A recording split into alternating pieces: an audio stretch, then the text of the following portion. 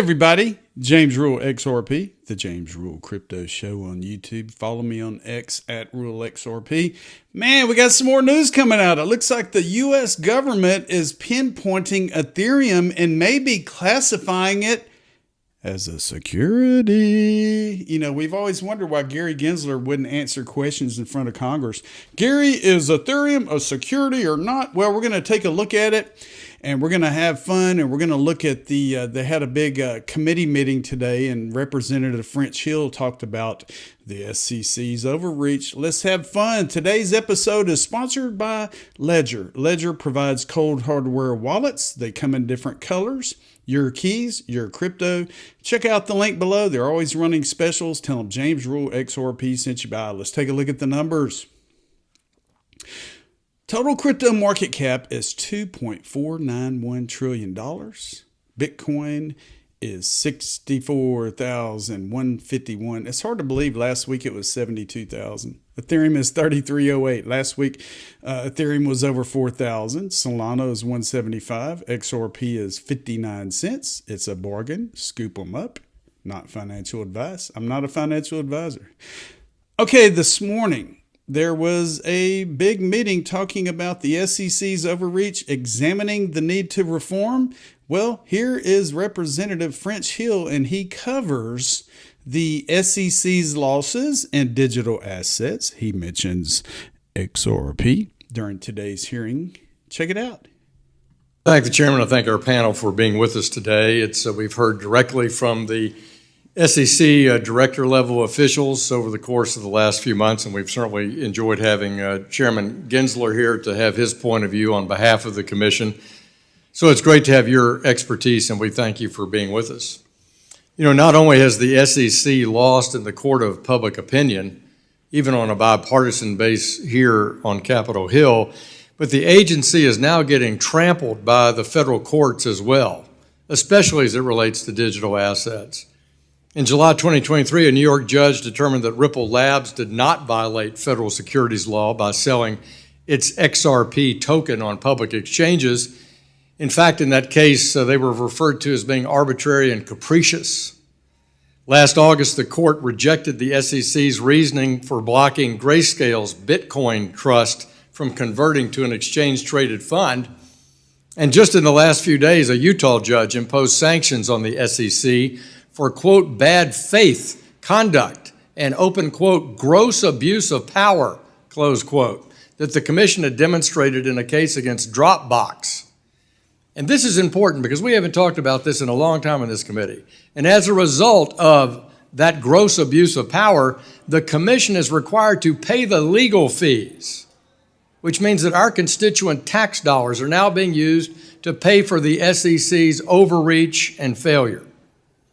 So whether it's refusing to comply with the Administrative Procedures Act or not, or providing clear rules of the road for the digital asset ecosystem, it's clear that the SEC under Gary Gensler blatantly and repeatedly oversteps its statutory authority.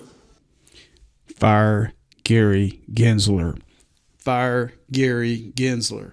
Fire Gary Gensler. We need more French Hills. We need more politicians to bitch slap the SEC to get rid of Gary Gensler, to get some regulation, not, stop this regulation by enforcement, which is running these companies out of the United States to the UAE, to the UK, to different countries.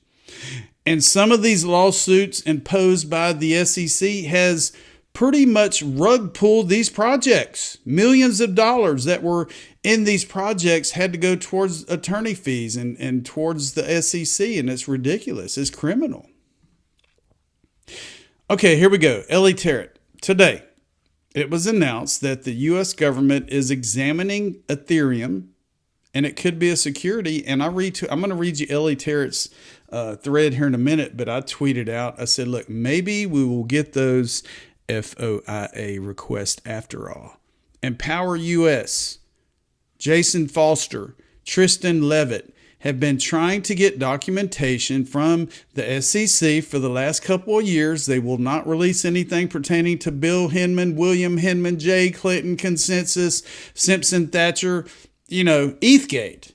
And maybe this will shed the light, and the SEC will be compelled to release this information. Let's take a look at this article from Ellie Tarrant. Way to go, Ellie. Fox Business. She is, I consider her the crypto queen. If Fortune magazine's reporting is correct and the SEC is indeed on a campaign to classify ETH as a security, besides scrutinizing its proof-of-stake model, the regulator may also be looking into the ICO, which the SEC itself put aside when it said ETH was not a security in June of 2018. Thanks to the release of the Hinman emails, we know that the SEC met with Ethereum founder Vitalik Buterin in 2018 to discuss the role of the Ethereum Foundation. After that meeting, the head of the SEC's Department of Corporate Finance, Bill Hinman, would go on to declare Bitcoin and Ethereum outside of the agency's regulatory purview, a position is apparently maintained until recently. Notably, in her suit against KuCoin, New York Attorney General Tish James suggested ETH was a security due to its ICO. It will be interesting to see if the SEC tries to ding Ethereum founders, Ethereum for the ICO, which was disregarded 6 years ago. William Hinman called ETH not a security. Here's the Fortune magazine article. I'm going to leave a copy to everything below in the description of this video.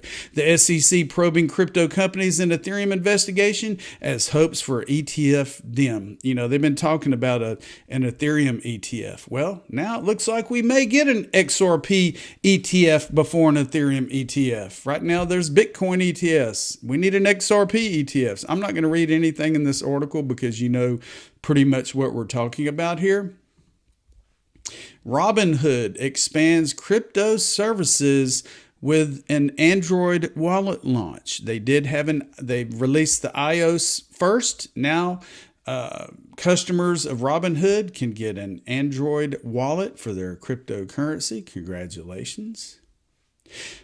Kinetic Markets. I was on a Zoom call today with the founder of Kinetic Markets, and it's just unbelievable what this organization is building on top of the XRP ledger. They're going to do staking loans, all kind of neat stuff, and you'll be able to loan out your F assets, your FXRP, your Flare, all the above. They just redid their light paper, and it's slick, and I'm going to leave it below, and you need to click on it.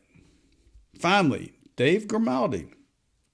You know, in my previous video, I talked about Coinbase incorporating crypto into a coffee shop in DC. Well, this is living proof. He says, amazing partnership with Coinbase and our homegrown Compass Coffee DC.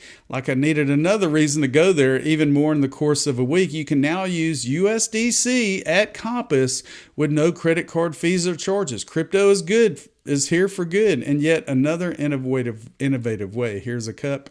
126 billion in is estimated credit card transaction fees paid in 2022 by U.S. merchants, 2.5x the entire U.S. coffee shop market. Over 99% of this could have been saved by using blockchain technology. Here it is. Compass, he paid for it with USDC. I think that's pretty awesome, people. We're going places with crypto. We're going places with blockchain, and we just have to do our due diligence, do the right thing, only invest in legit companies. Look out for the rug pulls. Look out for the scams. My name is James Rule, XRP. Be sure to subscribe. Have a great week. And remember, I told you so.